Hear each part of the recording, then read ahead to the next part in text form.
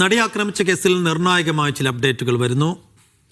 കേസിൽ പൾസർ സുനിയുമായി ഫോണിൽ നിരന്തരം ബന്ധപ്പെട്ട സ്ത്രീയെ സാക്ഷിയാക്കിയില്ല എന്നാണ് കോടതി ചൂണ്ടിക്കാണിക്കുന്നത്. ഇക്കാര്യത്തിൽ പ്രോസിക്യൂഷന് വിശദീകരണമില്ലായിരുന്നുവെന്ന് കോടതി വിമർശിച്ചു. ഗൂഢാലോചന കേസിൽ നിർണായകമാകേണ്ടിയിരുന്ന തെളിവ് ഹാജരാക്കിയില്ല എന്നാണ് വിമർശനം. ശ്രീലക്ഷ്മി എന്ന സ്ത്രീ സംഭവ ദിവസം സുനിയുമായി എന്തിന് നിരന്തരം ബന്ധപ്പെട്ടു എന്ന ചോദ്യത്തിനും ഉത്തരമില്ല. ഇരുവരും തമ്മിലെ ആശയവിനിമയം എന്തിനെ കുറിച്ചായിരുന്നുവെന്നും കോടതി ചോദിക്കുകയാണ്. സ്വകാര്യത മാനിച്ചാണ് DVR ഹാജരാക്കാതിരുന്നതെന്നാണ് പ്രോസിക്യൂഷന്റെ വിശദീകരണം.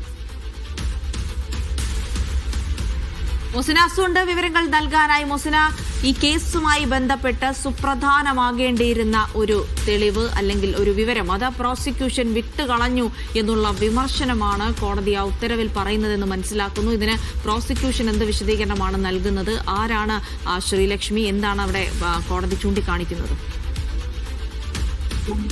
പ്രധാനമായും നടി ആക്രമിച്ച കേസുമായി ബന്ധപ്പെട്ട വിധി പ്രസ്താവത്തിലെ കൂടുതൽ വിശദാംശങ്ങളാണ് പുറത്തു വന്നിരിക്കുന്നത്. ഇതിൽ പ്രോസിക്യൂഷൻ എവിടേക്ക് വീഴ്ച വന്നു എന്നുള്ള കാര്യമാണ് കോടതി എണ്ണി ഒരു വിമർശനമായി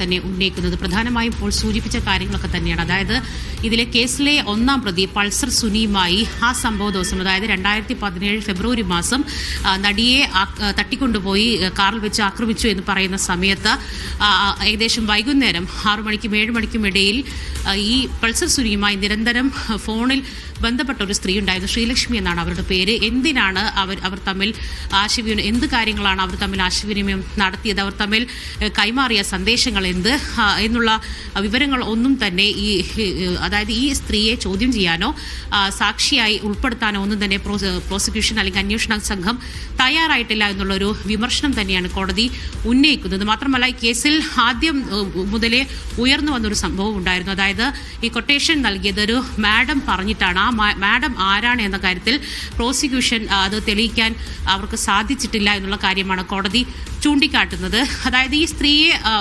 പ്രാഥമിക ഘട്ടത്തിൽ തന്നെ ചോദ്യം ചെയ്യേണ്ടിയിരുന്ന ഒരു കാര്യമാണ്. കാരണം സ്വാഭാവികമായും ഈ സംഭവം നടക്കുന്ന സമയത്ത് ആരൊക്കെയായി ഈ പ്രതി സംസാരിച്ചിട്ടുണ്ട് എന്നതടക്കമുള്ള കാര്യങ്ങൾ അന്വേഷണ സംഘം ശേഖരിക്കും. സ്വാഭാവികമായി ആ ശേഖരിക്കുന്ന സമയത്ത് എന്തുകൊണ്ട് ശ്രീലക്ഷ്മിയെ ഒഴിവാക്കി, എന്തുകൊണ്ട് അവരെ ചോദ്യം ചെയ്തില്ല, എന്തുകൊണ്ട് അവരെ സാക്ഷിയായി ഉൾപ്പെടുത്തിയില്ല എന്നുള്ള കാര്യങ്ങളാണ് കോടതി ചൂണ്ടിക്കാണിക്കുന്നത്. സ്വാഭാവികമായും ഇത്തരത്തിൽ ഒരു വിവരങ്ങൾ ശേഖരിക്കുക വഴി ഇതുമായി ബന്ധപ്പെട്ട നിർണായക വിവരങ്ങൾ എന്തെങ്കിലും ലഭിക്കുമായിരുന്നില്ല, എന്തുകൊണ്ട് ഇത് ഒഴിച്ചു നിർത്തി എന്നുള്ള അടക്കമുള്ള കാര്യങ്ങളാണ് കോടതി ചൂണ്ടിക്കാട്ടിയിരിക്കുന്നത്. മാത്രമല്ല, അപ്പോൾ കേസുമായി ബന്ധപ്പെട്ട പ്രോസിക്യൂഷന് സംഭവിച്ച വീഴ്ചകളെ പോലും കോടതി ആ വിധിന്യായത്തിൽ ചൂണ്ടിക്കാണിക്കുന്നു എന്നുള്ളതാണ്. അപ്പോൾ നിർണായകമാകേണ്ടിയിരുന്ന ഒരു തെളിവ് അത് പ്രോസിക്യൂഷൻ നൽകിയില്ല എന്നാണ്